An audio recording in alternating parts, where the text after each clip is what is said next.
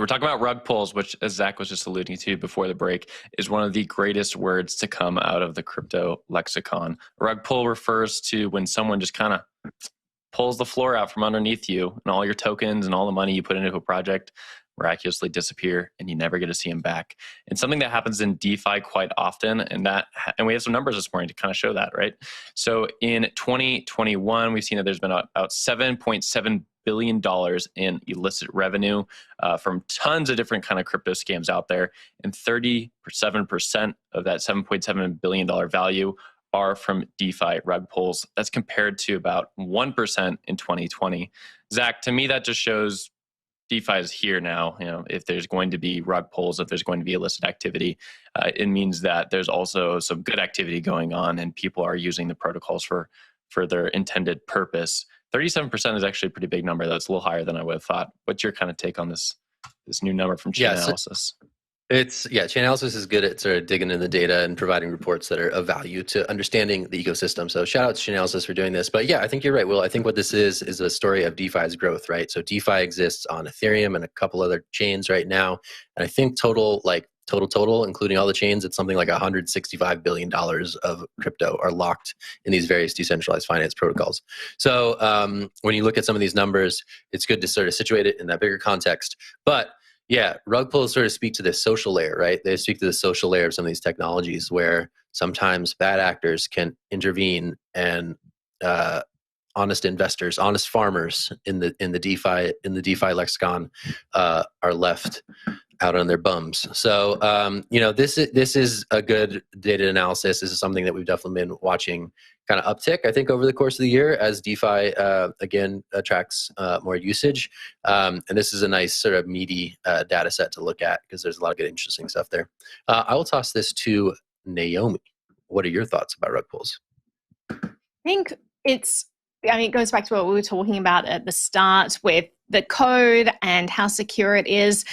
I think, Will, you brought up a fantastic point where it's like whenever I go full screen, I'm always just like, it's me. It's very large. Sorry, I was just a little just. It's you. We're doing it. The people on YouTube want to see us big, and so we're giving it to them. I know. It's like I did demand it, so I'm gonna listen. I'm gonna just deal with it. I think that it's really interesting to watch this space evolve. And as Will said, now I've lost my train of thought. I'm so sorry. I'm not doing a good job on this. I'm going to give it to Jen, and then I'm going to have a think about what I was going to say before my head got really large. Pass it back up to you. I think, like Will and Zach was saying, it's really important to see these numbers, but we don't see the other side of the coin. And I think that, I had a little bit of PTSD resurface when I thought about all of the stories that we spoke about this year worth of money. I think Mark Cuban lost $4 million in a rug pull. And when these reports come out, I think the regulators take the numbers and run with them without looking at the other side of the coin. So I would love to see our report on all of the good that DeFi is doing and look at the percentages of people who finally have access to financial products who didn't have access before. And then we could actually compare these numbers and look at the value and weigh that against, some of these rug pulls and make real solutions forward. But Naomi, it looks like you have your thoughts back. Maybe. It depends if I go large again. All right. If I go let me fact check myself real quick. I'm out here spreading bad numbers. All right. The total value locked of all DeFi across various across various smart contract blockchains, $230 billion. So not $165 billion. We regret the error. $230 billion. That's the total DeFi TVL according to data site. How much DeFi Llama? All right.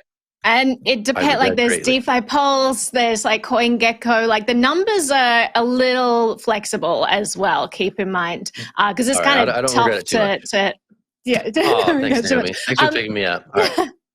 Back to you. Sorry about that. I will mention that, the centralization aspect of these rug pulls is super important to hone in on. So if you're getting involved with a DeFi project and there's like 80,000 people in this Discord group and you're like, oh my God, this is so popular, everyone's getting involved, someone must have looked at the code. They must have already done an audit. This seems legit. Otherwise, all these people wouldn't be involved. Just take a step back and just dig into it a little more, because a lot of the time this stuff goes out there with a big PR push. There's a lot of marketing around it. There's a lot of hubbub. People fall for it and they get FOMO and they're like, I need to get in quickly because otherwise my time may run out and I will miss the giant, push upwards.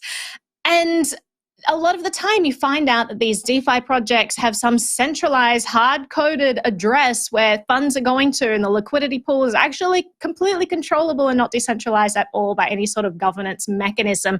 And these people just walk away with cash. And this has happened before, and there are currently lots of very popular projects which people message me about on my channel all the time, and I will refuse to talk about. And you know which one you're mentioning, guys. You know which one. I will not talk about it again after my interview with the founder. But things like that have hard-coded address, and all people can say about it to like assuage their concerns is, well, he hasn't rug pulled it yet. He hasn't walked away. Like, you're proven wrong because, this thing never happened that you thought would. The point is that the risk factor is there. And if someone has hard-coded an address into a supposed DeFi project and has control of that address and has not proven that they no longer have control of that address, be very, very careful of said project, because they can rug pull at any time. And that is the point of decentralization, to take out that middleman, to take out that risk factor, and to rely on decentralized code to distribute that power rather than have it in the hands of a few. So just do research before you dive into things. It's super important, guys.